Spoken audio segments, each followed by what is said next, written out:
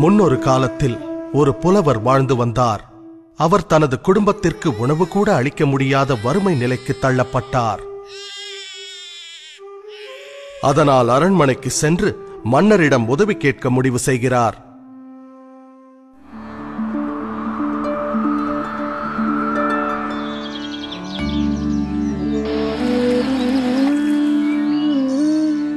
மன்னரை கண்டதும் புலவர் தனது பாடல்களை பாட ஆரம்பிக்கின்றார். ஆஹா, அருமை அருமை! பாடல்களை கேட்டு மனம் மகிழ்ந்த மன்னர் என்ன பரிசு வேண்டும் என கேட்கிறார்.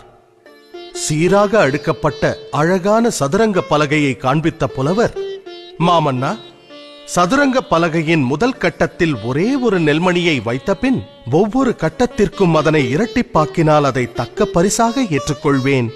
நிச்சயமாகவா? தங்கம் வேண்டாமா? நெல்மணிகள் போதுமா?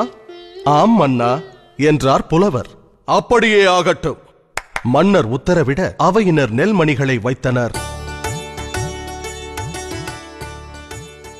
முதல் கட்டத்தில் 1, இரண்டாம் கட்டத்தில் 2, மூன்றாம் கட்டத்தில் 4, நான்காம் கட்டத்தில் 8 என நெல்மணிகளை அடுக்கினர்.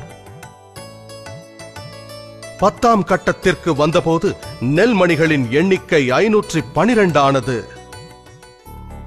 20ஆம் கட்டத்திற்கு வந்தபோது நெல்மணிகளின் எண்ணிக்கை 5,24,288 என அதிகரித்தது.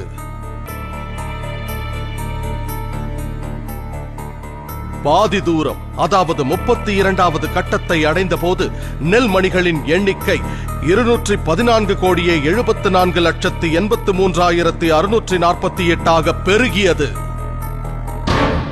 விரைவில் நெல்மணிகளின் எண்ணிக்கை கோடான கோடிகளை தாண்டியது.